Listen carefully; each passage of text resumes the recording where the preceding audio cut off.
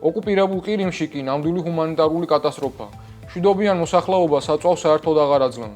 როგორც უკვე ვთქვი, ზარალი არის, მაგრამ ყველა დაზიანება, დაზიანებული ობიექტები საკმაოდ სწრაფად აღდგება და წარმოქმნილი პრობლემები კრიტიკულ ხასიათს არ ატარებს. ამ ფონზე რუსეთის მოსახლეობა პანიკაშია. მათთვის ომმა საკუთარ კარზე პირველად დააკაკუნა. მოსკოვზე განხორციელებული მასშტაბური დრონების თავდასხმის შემდეგ რუსეთში პანიკა სულ უფრო იზრდება. თეთრ სახლში დაბრუნების შემდეგ აშიშის პრეზიდენტმა მხოლოდ პირველ წელს 2.2 მილიარდ დოლარზე მეტი იშოვა. დონალდ ტრამპის შემოსავლების ეს კოლოსალური ზრდა ნიშნავს არა უბრალოდ მისი ქონების, აქტივების აბსტრაქტულ გაძვირებას, არამედ მის ანგარიშებზე ცოცხალი ნაღდი ფულის შემოდინებას. ვენესუელელი მუშათა კლასი და ადგილობრივი კომუნები ამტკიცებენ, რომ სოციალისტური ორგანიზება და ურთიერთდახმარება არის ერთადერთი გზა გადარჩენისთვის. სამაშველო ჯგუფები სასოწარკვეთილები ეძებენ გადარჩენილებს. ვენესუელის ჯანდაცვის ოფიციალური პირების განცხადებით კი დაღუპულთა რიცხვი უკვე 1700-ს აჭარბებს და ეს ციფრი კიდევ მკვეთრად გაიზრდება.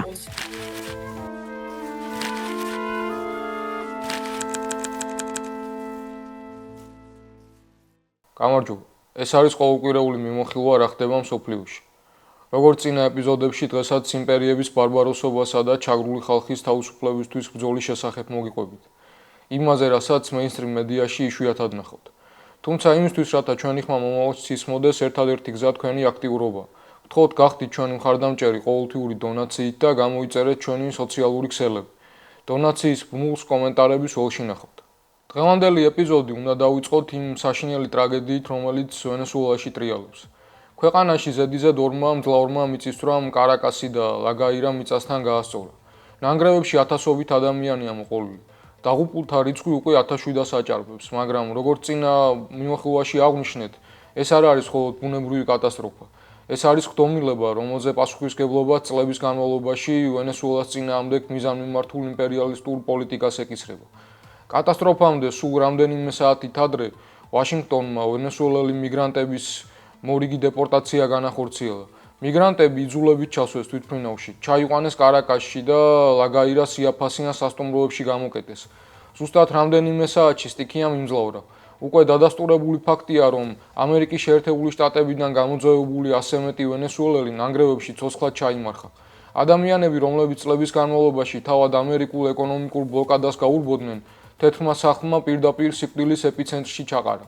მათგან მხოლოდ ერთეულებმა მოახერხეს ნანგრევებიდან ამომძვრალიყვნენ, რათა მსოფლიოსთვის ამ უტიფარი იმპერიალისტური ცინიზმის შესახებ მოეყოლათ.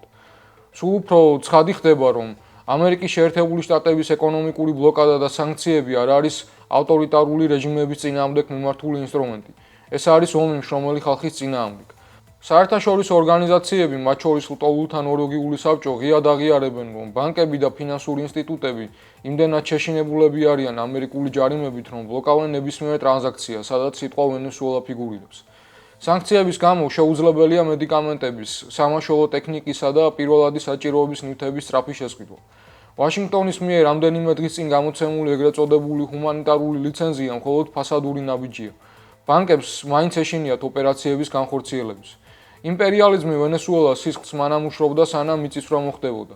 ახლა კი სამაშველო ოპერაციებს აფერხებს.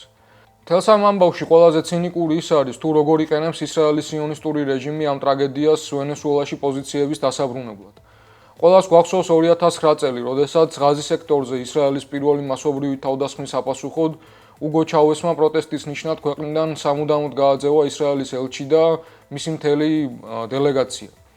ახლა კი ისრაელის მთავრობა სამაშველო ჯგუფების საფარქვეშ თავის სამხედროებსა და დაზვერვის ოფიცრებს გზავნის კარაკასში. 2009 წლის იანვარში ღაზის სექტორზე ისრაელის თავდასხმის ოპერაცია თხევადი ტყვიის დროს ვენესუელის მაშინდელმა პრეზიდენტმა უგო ჩავესმა პროტესტის ნიშნად ქვეყნიდან გააძევა ისრაელის ელჩი და მისი მთელი პერსონალი და ისინი უკან აღარასოდეს დაუბრუნებია. სწორედ იმ მომენტიდან ვენესუელის ხელისუფლება ღია კონფლიქტში იყო ისრაელთან, ხოლო ირანს ეპყრობოდა როგორც ჩვეულებრივ ნორმალურ პარტნიორ ქვეყანას. ირანის ისლამური რესპუბლიკა ვენესუელას უმკაცრესი სანქციების დროს ბევრჯერ დაეხმარა.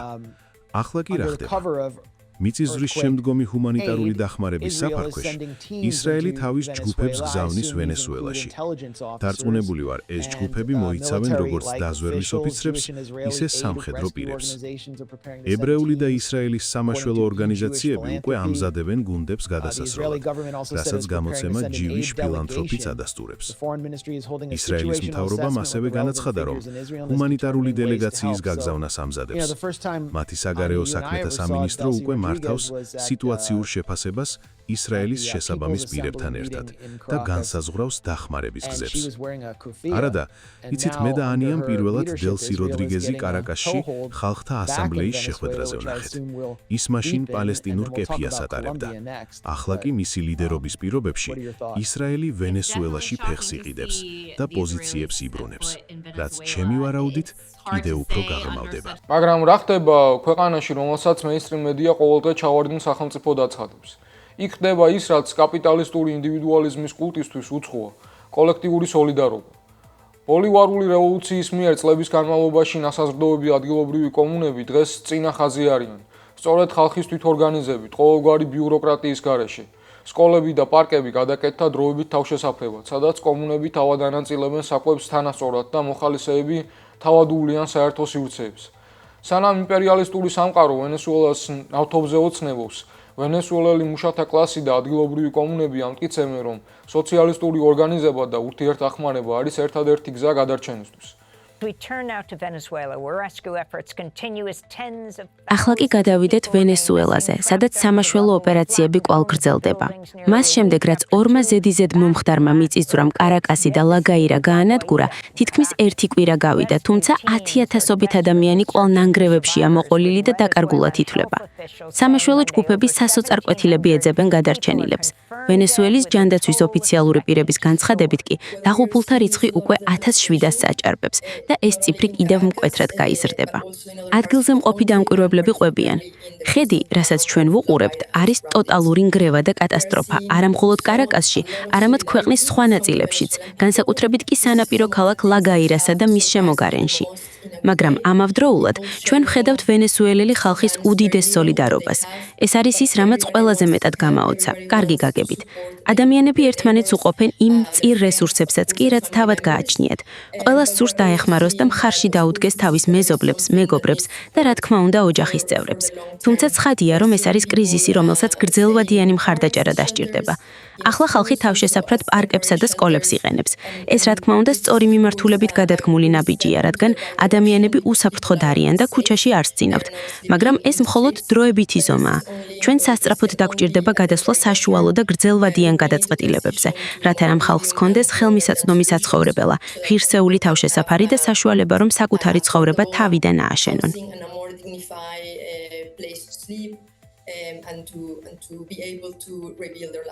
ვენესუელაში ადამიანები სიცოცხლის გადარჩენისთვის იბრძვიან, მაგრამ სულ სხვა საზრუნავი და მიზნები აქვს ამერიკის შეერთებული შტატების პრეზიდენტს, დონალდ ტრამპს.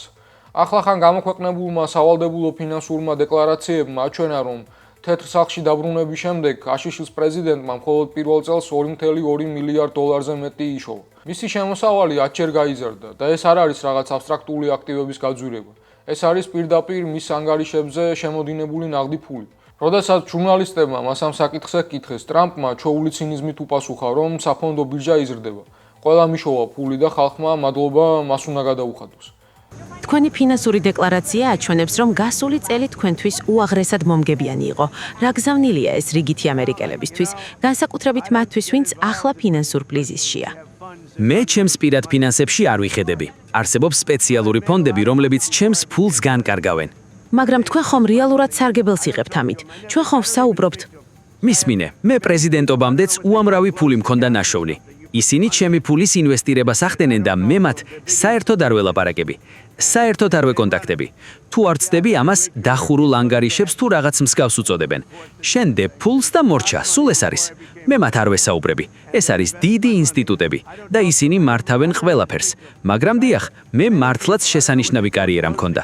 თქვენ ნახეთ ნაღდი ფული, აშუქებთ სხვადასხვა რამეებს და რასაც ისინი აკეთებენ არის ის, რომ ჩვენ ეს გადავეცით, მგონი ამას ბრმა ანგარიში ჰქვია. ანუ ისინი უბრალოდ იღებენ ამ ფულს და მე შეგნებულად არასოდეს ველაპარაკები იმ ადამიანებს, ვინც ამ თანხებს განკარგავს. ისინი დიდ ინსტიტუტებში არიან და რაშიც უნდათ, იმაში აკეთებენ ინვესტიციას. მაგრამ კრიტიკოსები იტყვიან, რომ თქვენ პირდაპირ პრეზიდენტის პოსტიდან იღებთ მოგებას. იცით რატომ ვნახულობ მოგებას? იმიტომ რომ საფონდო ბირჟა იზრდება. ყველა მოგებაშია. შენ თუ გაქვს საპენსიო ანგარიში, როგორ მუშაობს შენი ანგარიში? დაახლოებით 85%-ით გაიზარდა. მადლობა გადაუხადეთ პრეზიდენტ ტრამპს. ასე რომ ჩვენ ყველანი მოგებაში ვართ.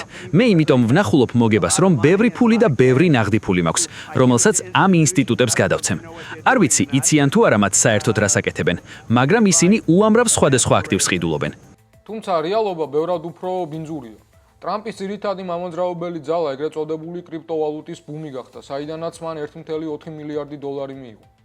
ახალი ოფიციალური დოკუმენტები აჩვენებს, რომ გასულ წელს ტრამპმა 2.2 მილიარდ დოლარზე მეტი იშოვა, რისი უდიდესი ნაწილიც კრიპტოვალუტიდან მიღებულმა მოგებამ განაპირობა. თუმცა შემოსავლების მკვეთრი ზრდა ფიქსირდება მის უძრავი ქონების ბიზნესში, ოჯახურ ინვესტიციებსა და ისეთ მედია გიგანტებთან მიღწეულ სამართლებრივ შეთანხმებებში, როგორებიცაა ABC News, Paramount და Meta. ყველაზე მაღალშემოსავლიანი ახალი მიმართულება სწორედ კრიპტოვალუტის სფერო გახდა. ეს სრულიად ახალი ბიზნესია და რასაც ჩვენ ვხედავთ, არის ის, რომ დონალდ ტრამპის შემოსავლების ეს კოლოსალური ზრდა ნიშნავს არა უბრალოდ მისი ქონების, აქტივების აბსტრაქტულ გაძვირებას, არამედ მის ანგარიშებზე ცოცხალი ნაღდი ფულის შემოდინებას. ჩვენ შარშანად შევისწავლეთ ეს საკითხი, გავაანალიზეთ მისი ზრდის ტემპი და შემოსავლების ამ გიჟურ აფეთქებამდეც კი ციფრები დრამატულად იზრდებოდა. ანუ საქმე გვაქვს ახალ ბიზნესებთან, რომლებიც ამა თუ იმ გზით პირდაპირ პრეზიდენტის პოსტთანაა დაკავშირებული. მაგალითად, თუ გადავხედავთ მის გოლფ კლუბებს, რომლებიც საოცრად მომგებიანი აღმოჩნდა, მარ-ა-ლაგოს შემოსავალი 50%-ით გაიზარდა, ვესტ-პალმ ბიჩისა კი 27%-ით. მოკლედ, ის ადგილები, სადაც ის პრეზიდენტის ამპლუაში ყველაზე მეტ დროს ატარებს, განსაკუთრებით აყვავდა. მაგრამ კრიპტობიზნესი ამ ყველაფრის ფონზე უბრალოდ რეკორდსმენია. განსაკუთრებით კი კომპანია World Liberty Financial. ეს ბიზნესი ყიდის ციფრულ ტოკენებს, მონეტებს, რომლებსაც არანაირი შინაგანი ღირებულება არ გააჩნიათ. მათ არ აქვთ არავითარი რეალური ფუნქცია, გარდა იმისა, რომ სუფთა წყლის ფინანსური სპეკულაციის იარაღს წარმოადგენენ. მაგრამ კრიპტო აფერა მხოლოდ აისბერგის მწვერვალია.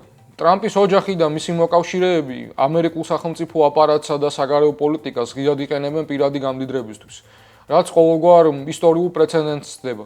სანამ პრეზიდენტი ყატარის სამეფო ოჯახისგან საჩუქრად იღებს $400 მილიონ შეფასებულ ახალ Air Force 1-ის Boeing-ს, მისი უფროსი ვაჟები, ერიკი და დონალდ უმცროსი, რაიმე სამხედრო თუ ტექნოლოგიური გამოცდილების გარეშე უცებ აღმოჩნდნენ მინიმუმ 10 სამხედრო კომპანიაში, რომლებმაც ტრამპის ადმინისტრაციის მოსვლისთანავე 3.7 მილიარდი დოლარის ფედერალური დაფინანსება მიიღეს. როგორც კი ტრამპის შვილები თუ ფინანსური პარტნიორები ახლო აღმოსავლეთში, არაბთა გაერთიანებულ საამიროებში, საუდის არაბეთში თუ ყატარში ჩადიან, მათ უმაღლეს დონეზე ხვდებიან და ასეულობით მილიონი დოლარის გარიგებებს უფორმებენ. შემთხვევითი სულაც არ არის, რომ ივანკა ტრამპის მიერ საამიროების შეიხთან დადებული გაურკვეველი 500 მილიონიანი ხელშეკრულების შემდეგ საამიროებს უცებ გაიხსნათ ცდომა ამერიკულ ხელოვნური ინტელექტის ჩიპებზე. ან თუნდაც ის ფაქტი, რომ ტრამპის სავაჭრო მდივანმა ჰოვარდ ლუტნიკმა ყაზახეთში 1.6 მილიარდიანი სამთო-მოპოვებითი კონტრაქტი გაინაღდა. საგარეო პოლიტიკა და ომის მანქანა პირდაპირ კონვერტირდება ტრამპის ოჯახის პირად ყოველთვიურ მოგებაში. ტრამპის ახალმა მრავალგვერდიანმა ფინანსურმა დეკლარაციამ კიდევ ერთი საოცარი სქემა გამოაშკარავა. წარმოიდგინეთ, მხოლოდ ერთ წელში მან 20,000-ზე მეტი საბირჟო ოპერაცია განახორციელა.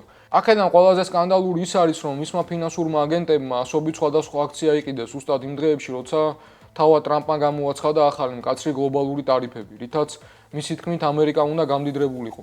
მაგრამ ბრჭყალებში სრულიად შემთხვევით მისივე პირადი გამდიდრების წყარო აღმოჩნდა. ყოველი ერთი ახალი რეგულაციის წინააღმდეგ 10 ძველი რეგულაცია უნდა გაუქმდეს. ჩვენი გეგმის შემდეგი ფაზა, რათა ისტორიაში უდიდესი ეკონომიკა შევქმნათ, არის ის, რომ ამ კონგრესმა მიიღოს საგადასახადო შეღავათები ყველასთვის. მე ასევე დავაწესე 25%-იანი ტარიფი უცხოურ ალუმინზე, სპილენძზე, ხე-ტყესა და ფოლადზე. ეს ტარიფები ემსახურება ამერიკის კლავგამდიდრებას და ამერიკის კლავგაძლიერებას. ეს უკვე ხდება და საკმაოდ სწრაფად მოხდება. იქნება მცირე რღევები და არევდარება, მაგრამ ჩვენ ამისთვის მზად ვართ. წარმოიდგინეთ რა მარტივი და თავხედური სქემა. ტრამპი გამოდის ტელევიზიით, აცხადებს ახალ, შლეგურ გადასახადებს და ბაზარზე პანიკას წესავს. აქციების ფასი მაშინვე ეცემ. ამ დროს მისი ფინანსური აგენტები ჩუმატყიდულობენ ამ გაიაფებულ აქციებს ძალიან ხელსაყრელ ფასად. გადის სულ რამდენიმე დღე, ტრამპი ამბობს გადავიფიქრე, გადასახადებს ვაჩერებო, ბაზარით მშვიდება, აქციების ფასით საში მიფრინავს და ტრამპი მილიონებს ჯიბეში იდებს. ანუ ქვეყნის ლიდერი საკუთარი განცხადებებით ხელოვნურ კრიზისს ქმნის, რომ მიაფად იყიდოს, ძვირად გაყიდოს და ხალხის ხარჯზე გამდიდრდეს. თეთრი სახლის პირადი ბანკომატის მუშაობას ოკეანის გაღმა ბრიტანეთშიც მყისიერად აუღეს ალღო. გაიცანით ნაიჯელ ფარაჯი, კაცი, რომელმაც წლების წინ ბრექსიტის რეფერენდუმის ტალღაზე ბრიტანეთი ევროკავშირიდან გამოიყვანა. დღეს კი პარლამენტში ზის როგორც რეფორმისტების ლიდერი. ფარაჯი წლებია თავს ყიდის როგორც ანტისისტემური, უბრალო მუშათა კლასის მცველი, რომელიც ეროვნული დროშით ხელში ებრძვის გლობალისტურ ელიტებს. მაგრამ თუ 2017 წელს ის წუწუნებდა, რომ პატიოსანი პოლიტიკოსი პოლიტიკაში ფულს ვერ შოულობს და გაკოტრებულია, დღეს ირკვევა, რომ რეფერენდუმის შემდეგ მან და მისმა პარტნიორმა 4 მილიონი ფუნტის ღირებულების უძრავი ქონების იმპერია შექმნეს. 5 ძვირადღირებული სახლი, რომლებიც პირდაპირ ხელზე ნაღდი ფულით იყიდეს და მათი ნახევარი პარლამენტს საერთოდ დაუმალეს. ამას დაემატა ტაილანდში მყოფი კრიპტომილიარდერისგან კრისტოფერ ჰარბორნისგან მიღებული 5 მილიონიანი საიდუმლო საჩუქარი, რის შემდეგაც ფარაჯი პარლამენტში ღიად ლობირებდა, რომ ბრიტანეთის ბანკს არ შეექმნა ეროვნული ციფრული ვალუტა, რათა მის კერძო კრიპტო სპონსორს კონკურენტი არ გასჩენოდა. ნაიჯელ ფარაჯის ამბავში ყველაზე საოცარი ისაა, რომ 2017 წელს კაცი ყელამდე ვალებში იყო და გაჰყვიროდა. პოლიტიკაში ფული არ არის, თუ რა თქმა უნდა პატიოსნად თამაშობო. ეს იყო მისი მაშინდელი შეფასება. დღეს კი გამოცემა The Times-ი ააშკარავებს, რომ რეფერენდუმიდან გასულ 6 წელში ფარაჯმა უძრავი ქონების ნამდვილი იმპერია დაატრიალა. 5 მდიდრული სახლი, ჯავში 4 მილიონი ფუნტის ღირებულების, რომლებიც მას და მის პარტნიორს ეკუთვნიან და აქედან მხოლოდ ერთი სახლი იყიდა მას შემდეგ, რაც ტაილანდში მყოფი კრიპტომილიარდერისგან კრისტოფერ ჰარბორნისგან 5 მილიონიანი საჩუქარი ჩაიჯიბა. შესაბამისად, ჩნდება სრულიად ლოგიკური კითხვები. საიდან მოვიდა ეს ფული? რა ხდება გადასახადებთან დაკავშირებით და საერთოდ როგორ მუშაობს კომპანია ფარაჯი და პარტნიორები, რომელიც უცებ ასეთ ოქროს საბადოდ გადაიქცა? ბევრად უფრო შემოსავლიანად, ვიდრე რეფერენდუმამდე იყო. ტრამპმა შეცვალა თამაშის წესები? ტრამპი ხომ პირდაპირ იტყოდა: "ფეხებზე მკიდია ეგ ყველაფერი. მიყვარს ფულის კეთება. ასეთი კაცი ვარ და ვინც მამტყუნებს, უბრალოდ ჩემი შურით სკდება." ფარაჯსაც ხომ ზუსტად ტრამპის ეს სინდრომი სჭირს. ნამდვილად, ფარაჯი ხშირად უყურებს მაგას მოძრაობას და ღიად ამბობს: "ჩვენ ზუსტად იგივე გვინდაო." საერთოდ ტრამპის, მაგას და მთელი ამ ევროპული მემარჯვენე პოპულიზმის მთავარი საფირმო ნიშანი ისაა, რომ ამ კორუფციით თითქმის ამაყობენ კიდეც. პირდაპირ გეუბნებიან: "კი ძმაო, უამრავ ფულს ვაკეთებ და ამ პროცესში საკუთარ ჯიბეს უტიფრად ვისქელებ." The Times-ის კიბევერთი მასალა ამ კვირაში იმ კოლოსალურ თანხებზე, რომლებსაც ნაიჯელ ფარაჯი პარლამენტის წევრობის პარალელურად ოქროს ზოდების რეკლამირებით იხვეჭებს. არადა იყო დრო, როცა დეპუტატები მსგავს მაიმუნობას ერიდებოდნენ, რადგან ამას პირდაპირ ინტერესთა კონფლიქტს ეძახდნენ. დღეს კი ეს ცნება საერთოდ წაიშალა. ეს პირველად ფარაჯის არ მოუგონია. სილვიო ბერლუსკონიმ დაამკვიდრა ეს სტანდარტი იტალიაში. გაიხსენეთ, ფარაჯმა უზარმაზარი ფული ჩადო კვაზი კვარტენგის კრიპტო კომპანიაში, რომ პირადი მოგება ენახა და ამავდროულად პარლამენტში გამოდიოდა და ისეთ კანონებს ითხოვდა, რომლებიც პირდაპირ კრიპტო ფირმებს აძლევდა ხელს. ეს ხომ კლასიკური, თავხედური ინტერესთა კონფლიქტია. ამის საწინააღმდეგო კანონი აქამდე არ არსებობდა, რადგან ეს უფრო მორალური ნორმა იყო, რომ პოლიტიკაში ასეთ სიბინძურეს უბრალოდ არ აკეთებ. მაგრამ ფარაჯიც და ტრამპიც დღეს გვეუბნებიან: "უყურეთ, მე და ჩემი ოჯახი ჩვენი პოლიტიკური სკამებით მილიონერები ვხდებით და სიმართლე გითხრათ, საერთოდ არ განვიცდით უხერხულობას და რაც სავალალოა, მათ ამომრჩეველს ეს საერთოდ არ ადარდებს." სწორედ აქ ხედავთ უმთავრეს იდეოლოგიურ ტყუილს. ეს ახალი პოსტფაშისტები, რომლებიც ვითომ ეროვნული ტრადიციების, სუვერენიტეტისა და სამშობლოს სიყვარულის პათოსით გამოდიან, სინამდვილეში ნეოლიბერალური ლოგიკის ყველაზე უკიდურეს ველურ აპოთეოზს წარმოადგენენ. მათი პატრიოტიზმი მხოლოდ ფასადია, ნიღაბია, რომლითაც ადამიანებს თვალებს უხმოვენ, სანამ გარეუბნებში ქარხნები იხურება და ადამიანები ღატაკდებიან. შინაარსობრივად ისინი ჩვეულებრივი საქმოსნები არიან, რომელთაც სახელმწიფო მხოლოდ საკუთარი ჯიბის გასასქელებლად და ბაზრების დერეგულაციისთვის სჭირდებათ. ძველი ყაიდის კაპიტალისტები ცდილობდნენ მაინც ეთქვათ, რომ მსხვილი კომპანიების გამდიდრება ქვეყანას და რეალურ წარმოებას წაადგებოდა, მაგრამ ფარაჯის და ტრამპის შემთხვევაში ყოველგვარი ილუზია ქარწყდება. ეს არის რეალური ეკონომიკისგან აბსოლუტურად მოწყვეტილი პარაზიტიზმი, სადაც პოლიტიკური გავლენა პირდაპირ ოქროს ზოდებსა და კრიპტო სპეკულაციებში კონვერტირდება. მაგრამ ვინ აფინანსებს სინამდვილეში ნაიჯელ ფარაჯს? მულტიმილიონერები, ბანკირები და ტრამპის მდიდარი მხარდამჭერები. ისეთი ადამიანები, როგორიცაა მონაკოში ბაზირებული ლემან ბრაზერსის ყოფილი ბანკირი როჯერ ნაჯიო, რომელმაც 100,000 ფუნტი შესწირა, ან მილიარდერი დეველოპერი ნიკ კენდი. ამ უკანასკნელმა მეიფეირში ტრამპის მოკავშირეებთან ერთად გამართა ფონდების მოზიდვის საღამო ფარაჯის პარტიისთვის და $1,000,000 ფუნტზე მეტი შეაგროვა. კენდიმ ტრამპის მარალაგოს რეზიდენციაში ილონ მასკისა და ნაიჯელის შეხვედრასაც კი ჩაუყარა საფუძველი, უდავოდ იმ იმედით, რომ კიდევ უფრო მეტ ფულს გამოჰკრავდა ხელს. და რას ითხოვენ ეს მდიდარი დონორები თავიანთი ფულის სანაცვლოდ? მათ სურთ საგარეო გადასახადების შემცირება, რისი ფასით სახელმწიფო ხარჯების შეკვეცამ უნდა გადაიხადოს. მათ სურთ, რომ ფული წაართვან ისეთ სასიცოცხლო სერვისებს, როგორიცაა ჯანდაცვის ეროვნული სისტემა, რომელზეც ყველანი ვართ დამოკიდებულნი, რათა საკუთარი ჯიბეები გაისქელონ. ხო და ვინ არის ის? უბრალო ხალხის კაცი თუ კაცი მაღალ წრეებში მყოფი მდიდარი მეგობრებით? განა გასაკვირია, რომ სუპერმდიდრებს ასე ძალიან სურთ ნაიჯელ ფარაჯისა და მისი პარტიის ხელისუფლებაში ნახვა? ჩვენს თვალწინ გლობალური კონფლიქტები სრულიად საშინელ და არადამიანურ ფაზაში შედის. ბოლო დღეებში უკრაინის დედაქალაქ კიევზე რუსეთის არმიამ უპრეცედენტო იერიში მიიტანა. 12 საათის განმავლობაში ცვიოდა ასობით დრონი და ათეულობით რაკეტა. დაიღუპა და დაშავდა უამრავი მოქალაქე. ბავშვები ჩათვლით, ხოლო ათასობით ადამიანი გადარჩენის იმედით მეტროს სადგურებს აფარებდა თავს.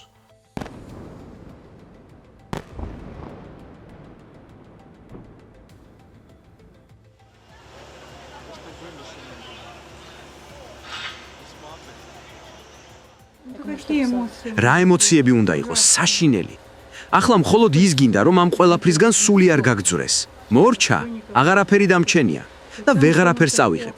აჯერ იმ ოთახში ფანჯრები, აქ ფანჯრები, ტილოები, ყველაფერი აგლიჯა. ფარდებიანად, მოკლედ ყველაფერი დედამიწის ზურგზე. სამზარეულოშიც. ნუ ყველაფერი გესმის? ეს მოხდა სადღაც დილის 3-დან 4 საათამდე შუალედში. შენობამ ძლიერი ზანძარი დაიწყო. ვიბრაცია პარკინგზეც კი იგრძნობოდა და გაისმა ძალიან ძლიერი აფეთხების ხმა. ეგრევე მივხვდით, რომ სადღაც აქვე, ახლოს მოხდა.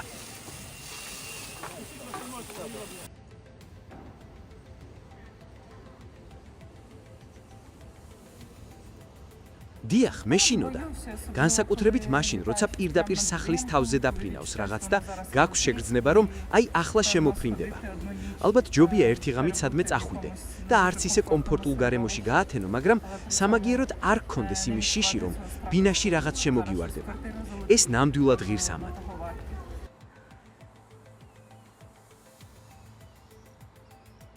რუსეთის ეს გააფთრებული ტერორისტული თავდასხმები სამოქალაქო ინფრასტრუქტურაზე გამოწვეულია ამ ომში არსებული სტრატეგიული გარდატეხით, რომლის ინიციატორი ამჯერად უკრაინა. ომის დაწყებიდან დღემდე ისმის კითხვა, არის შესაძლებელი ან როგორ უნდა დაამარცხოს პატარა თუ საშუალო ზომის სახელმწიფომ უზარმაზარი იმპერიალისტური მონსტრი. პასუხი ერთია, ასიმეტრიული ომით, ანუ მტრის ძლიერი მხარეების მისავე სისუსტედ ქცევით. რუსეთი ყოველთვის ამაყობდა თავისი უზარმაზარი ტერიტორიითა და ულევი რესურსებით, მაგრამ უკრაინამ ეს სიამაყე მის უდიდეს წყევლად აქცია. შეუძლებელია ასეთ გიგანტურ ტერიტორიაზე ყველგან საჰაერო თავდაცვა კონდეს. შედეგად უკრაინამ ამ ომში პირველად აიღო სტრატეგიული ინიციატივა. მისი შორსროლელი დრონები თითქმის ყოველღამე აღწევენ მოსკოვამდე თუ სხვა სტრატეგიულ ქალაქებამდე და რუსეთის 10 უმსხვილესი ნავთობგადამამუშავებელი ობიექტიდან უბრალოდ მწყობრიდან გამოიყვანეს. ქვეყანა, რომელსაც მსოფლიოს ბენზინგასამართ სადგურს უწოდებდნენ, დღეს თავად ჩაიძირა საწვავის მძიმე დეფიციტში. რუსეთის ქალაქებში ადამიანები საათობით განან გრძელ რიგებში, რათა მანქანები როგორმე გამართონ. ბევრგან კი ბენზინგასამართები საერთოდ დაიხურა.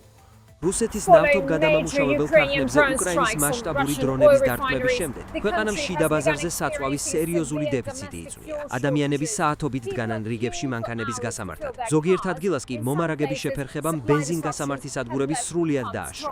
პრობლემასთან გასამკლავებლად რუსეთმა სრული აკრძალვა დააწესა ბენზინისა და საავიაციო ნავთის ექსპორტზე, ხოლო ოფიციალური პირები აქტიურად განიხილავენ დიზელის ექსპორტის აკრძალვასაც.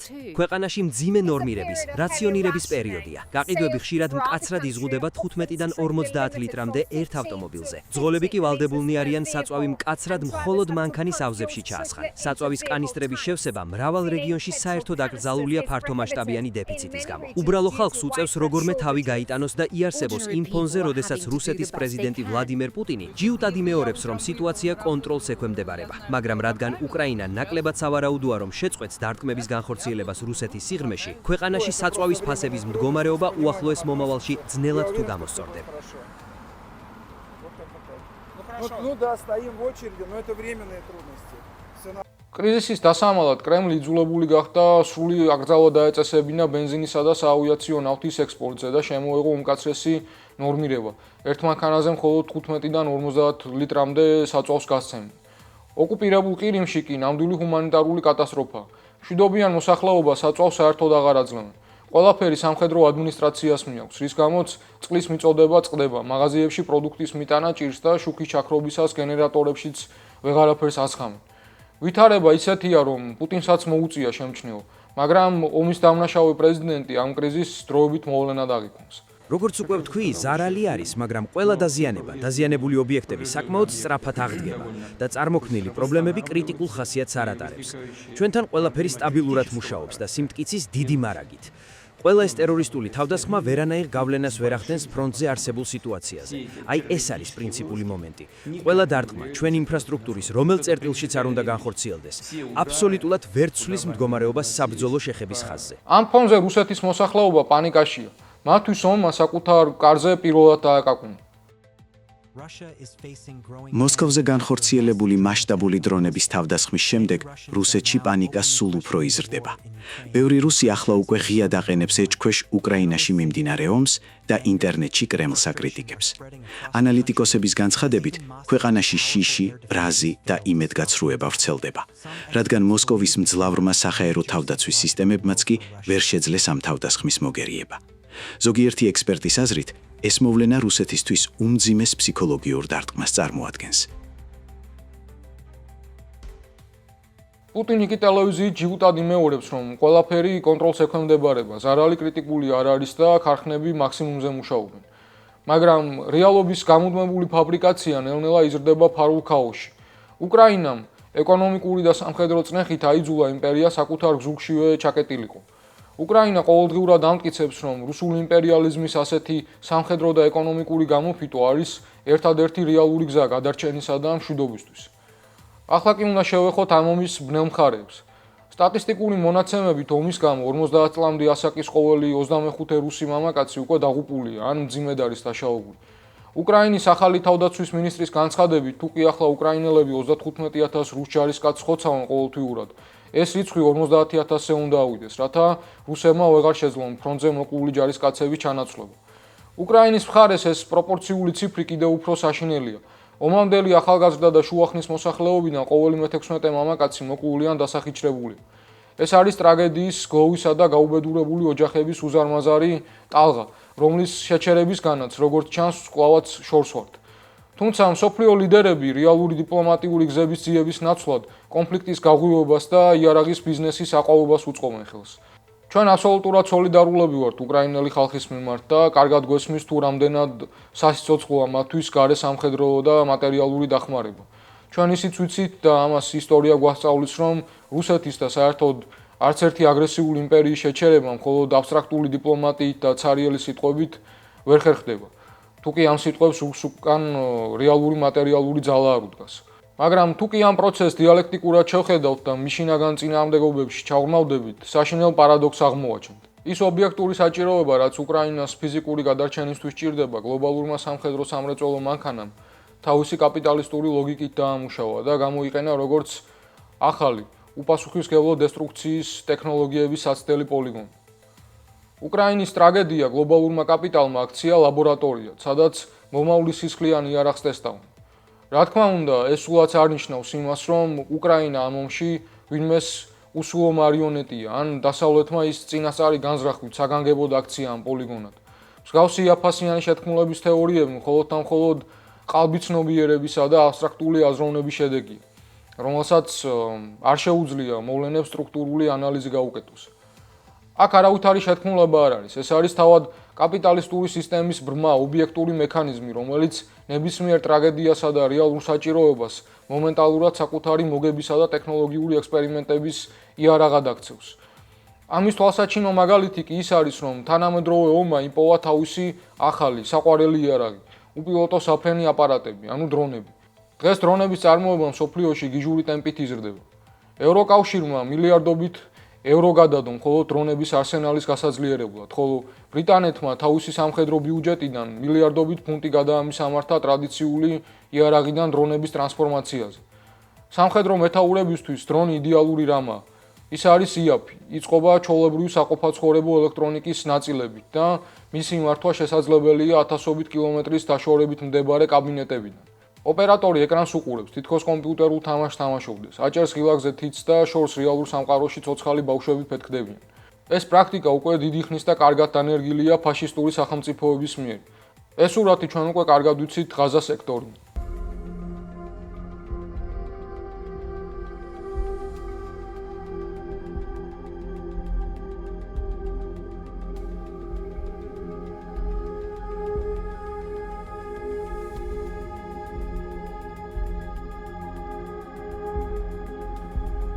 დისტანციას პოვს ჯარისკაცის სინდის, ეჭვსა და პასუხისმგებლობას. შენ ვეღარ ხედავ სისხლს, შენ მხოლოდ ეკრანზე ანათებ ინფრაწითელ წერტილს.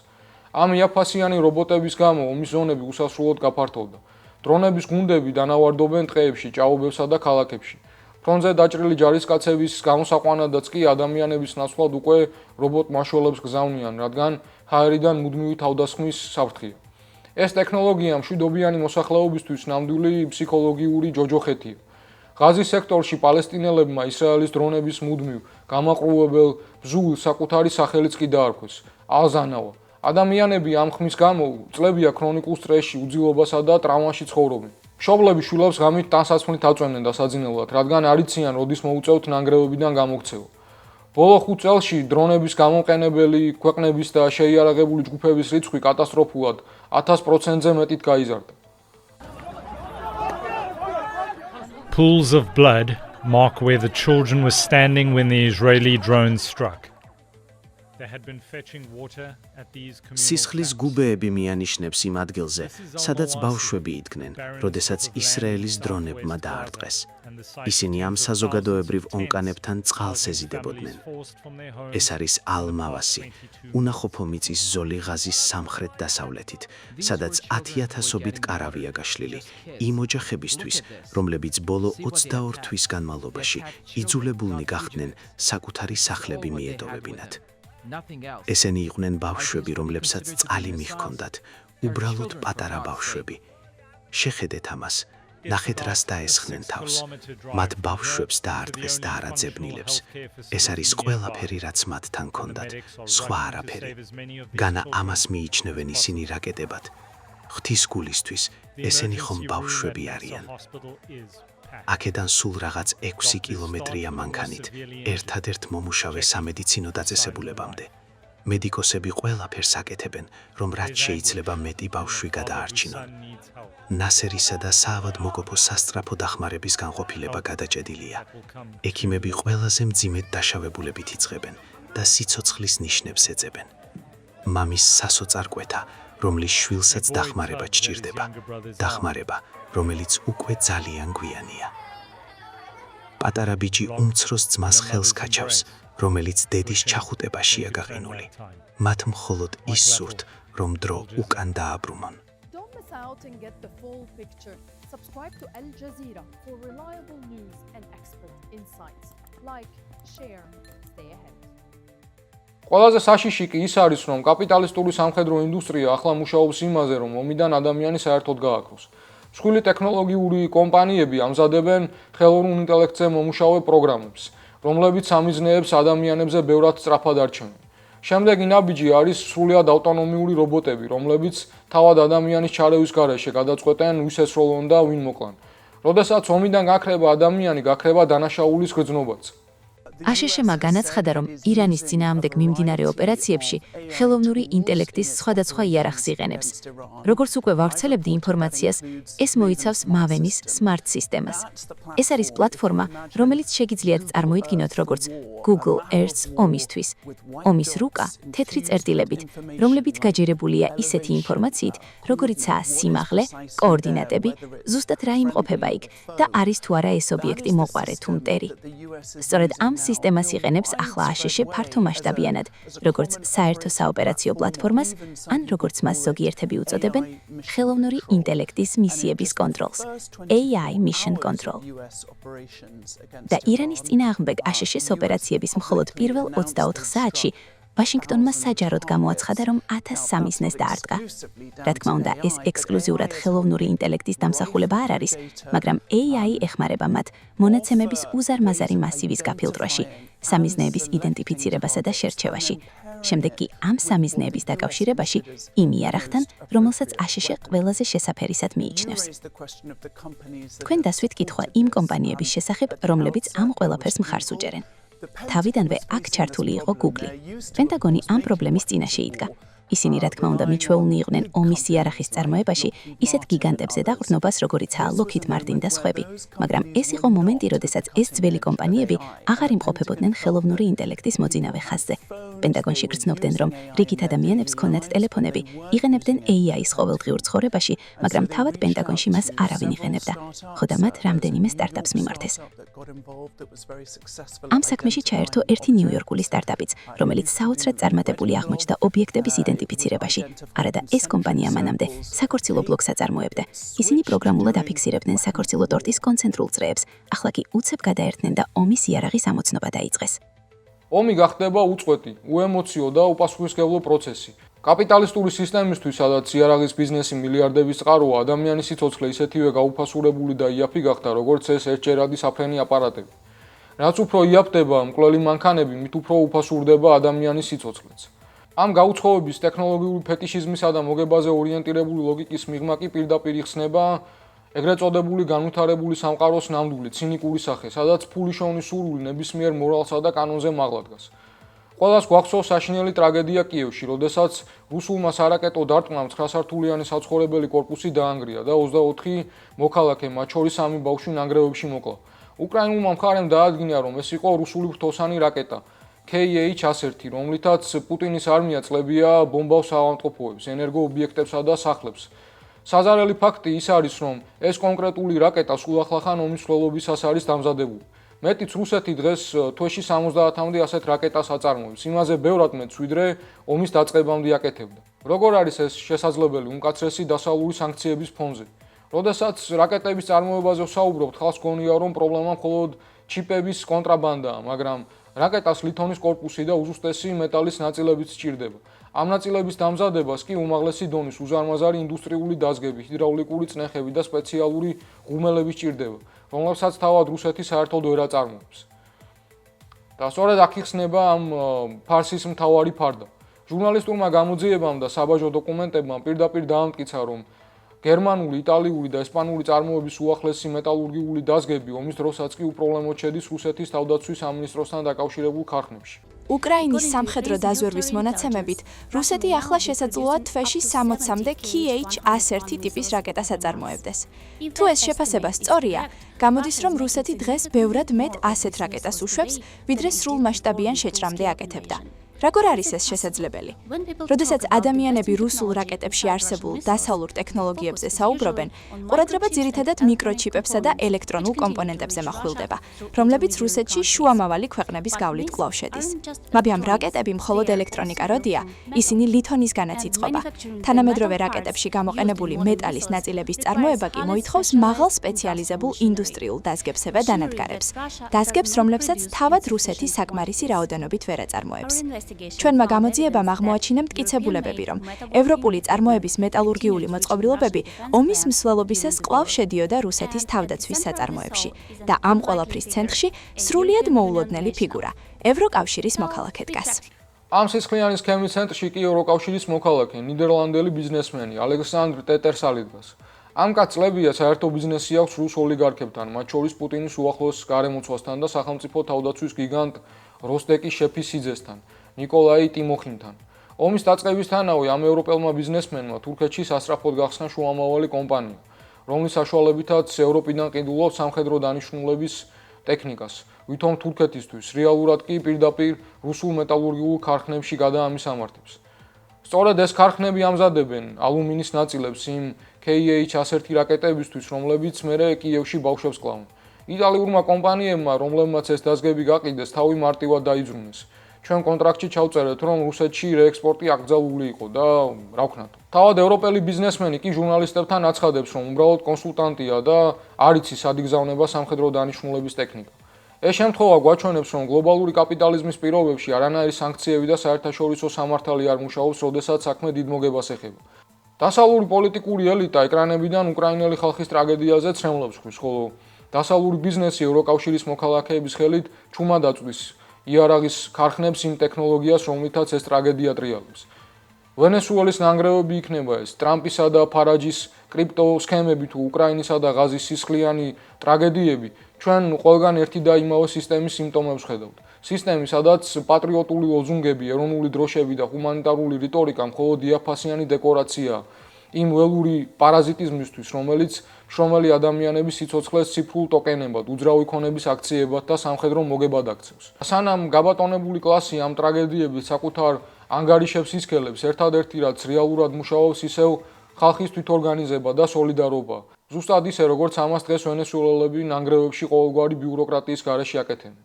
დღეისთვის სულ ეს იყო, შევხვდებით მომავალ კვირას დროებით.